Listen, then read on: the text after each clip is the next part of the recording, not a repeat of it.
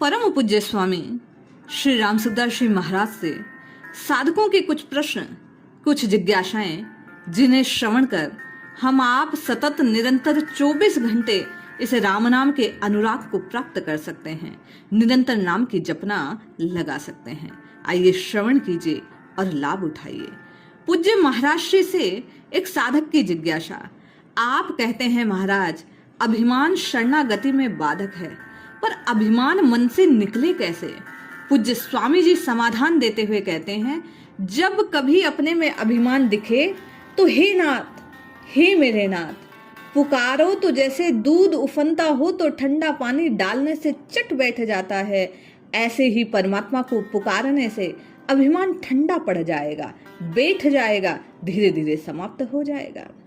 स्वामी जी से साधक ने पुनः जिज्ञासा की, महाराज भगवान में अनुराग कैसे हो?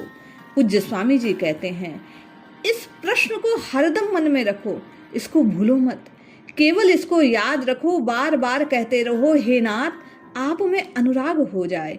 1 2 3 4 5 मिनट कहते रहो, 5 मिनट से ज्यादा न हो।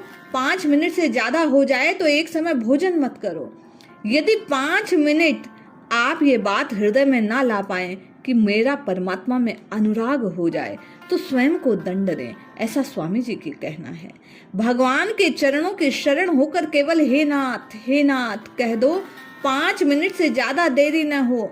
अगर वह न कर सको तो 10 मिनट में कह दो। 10 मिनट से ज्यादा एक समय का उपवास करो। नींद आ जाए तो जागो, तब कह दो, हे नाथ मैं आपको भूलू नहीं। मन लगे चाहे ना लगे, कहना मत छोड़ो, करके देखो, लाभ होता है, ना हो तो कहना। भगवान के सामने की हुई प्रार्थना निरर्थक नहीं जाती। तत्व ज्ञान और प्रेम दोनों नित्य हैं, ये पैदा नहीं होते, जागृत होते हैं। पैदा होने वाली चीज नष्ट हो जाती है, मुक्ति और प्रेम अभी है।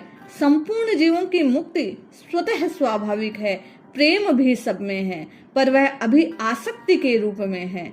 सांसारिक चीजों में खिंचाव है, वह आसक्ति के रूप में ही प्रेम है। प्रेम ऐसा है जो प्रतिक्षण बढ़ता है, परंतु ज्ञान एक रूप रहता है। भगवान प्रेम के भूखे हैं, ज्ञान के भूखे नहीं। प्रेम के जागृत होने से भगवान की कृपा मुख्य है, अपना उद्योग पुरुषार्थ मुख्य नहीं है। तत्व ज्ञान भगवान को न मानने पर भी हो सकता है, पर प्रेम नहीं होता।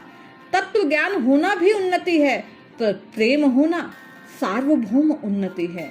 पूज्य स्वामी जी कहते हैं, भगवान की कृपा अनुकूल प्रतिकूल हर एक परिस्थिति में रहती है।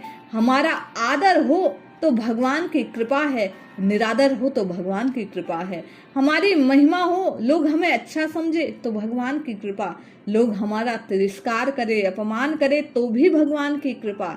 जैसे अच्छे वैद्य की कड़वी दवा भी गुणकर्ता होती है, ऐसे ही भगवान की भेजी प्रतिकूलता भी गुणकर्ता है।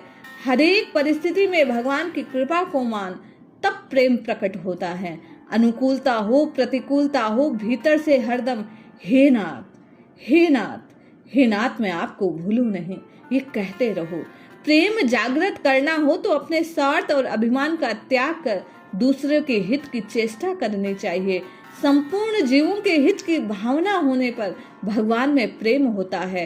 तत्व ज्ञान देते हैं, भगवान अपना बना लेते हैं। पूज्य स्वामी जी का भाव यही है कि निरंतर प्रत्येक क्षण हम आप जब जब स्मृति हो भगवान को पुकारना आरंभ कर दें, तो धीरे धीरे देखेंगे कि हे नाथ, हे नाथ, हे नाथ कहते कहते नाथ की कृपा अनुभूत होने लगेगी।